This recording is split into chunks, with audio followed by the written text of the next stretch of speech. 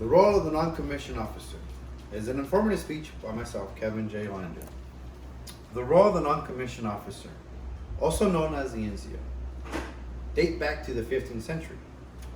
Therefore, it is significant and legacy is older than our nation itself.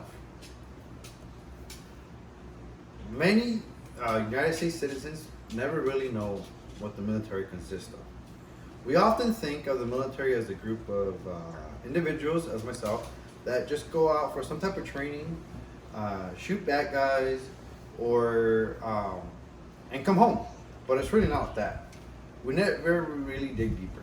However, it is important to know the details, the difference, the roles that us individuals take play in the military, so we can have a better, deeper understanding of the so-called the man behind the gun. I'm currently an active member of the United States Army. That's why I'm wearing my uniform. And prior to enlisting, I had an arbitrary understanding of the military and didn't know the different roles individuals can play. While in service, I trained to become an NCO. NCOs are known to be the backbone of the Army and its unit. And they are mainly responsible for leading, training, and taking care of their assigned enlisted soldiers. First, I will explain the role of the non-commissioned officers, NCOs. Second, I will talk, the contributions and the challenges each NCO needs to take to be awarded their next chevron. One of the most important responsibilities in the non-commissioned officer world in the United States Army is the training of the soldiers that we lead.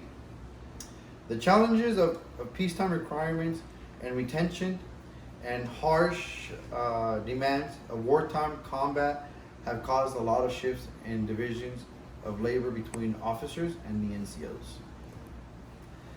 Something I learned when I attended the NCO Academy is that during the Revolutionary War, the Continental Army reflected the quality of the new democracy, with NCOs seen a little different from the commissioned officers of officers under who they serve.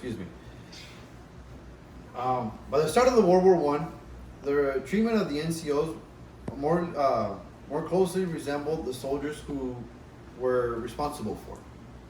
Today, we as NCOs have increased our education and professionalism in the Army. The Army NCOs are known to be the finest military professionalism in the world.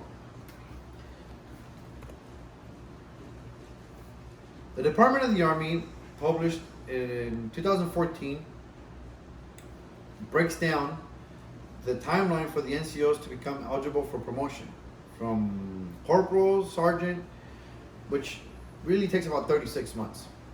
After a sergeant, commanders can select highly qualified and enlisted professionalism for early promotion. Consideration, the time for promotion to a staff sergeant, from a sergeant to a staff sergeant is around 84 months.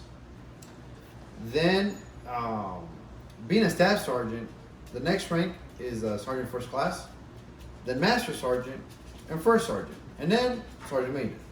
But to achieve those ranks, you need to attend several courses in the NCO Academy for each rank, and you need to be presented in front of a board that is made up by highly ranked officers and NCOs. If you do well, then you will get promoted.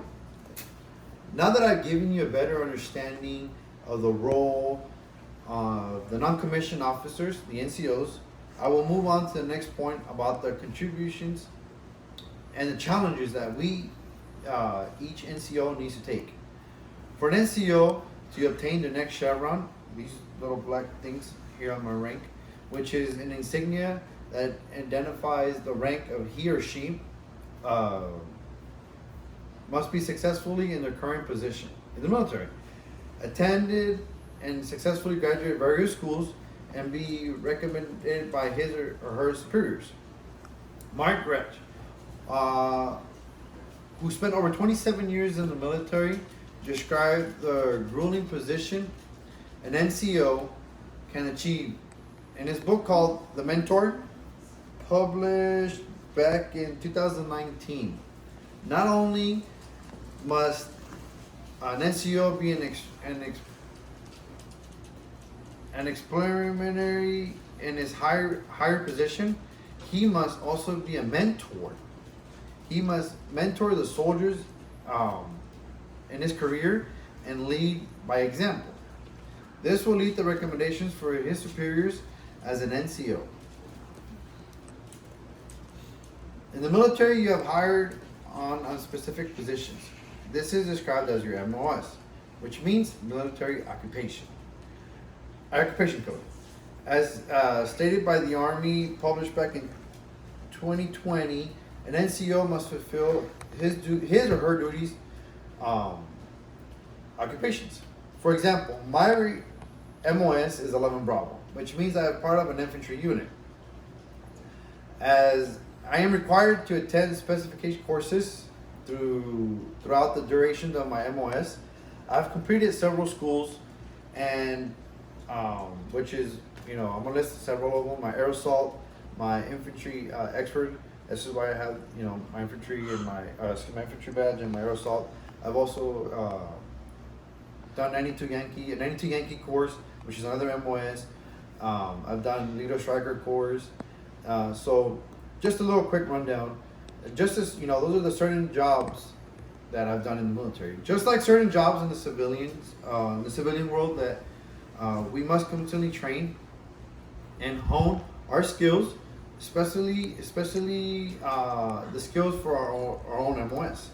Now that I've given you a better understanding of the NCO duties and the responsibilities that I will conclude. Now I will conclude my speech. Non-commissioned officers working under the commander are responsible for the individual's training of soldiers throughout their training sections, squad teams, and crews. First, I told you about the disparity between the officers and the non-commissioned officers. Second, I explained the understanding of the commissioned and non-commissioned officers, professionalism, and relationship. I hope this gave you a better understanding of the man behind the gun and the significance of the role us NCOs take in the United States Army. By the way, tonight's audience is my wife and my 3 kids and my dogs. So have a good evening and thank you very much.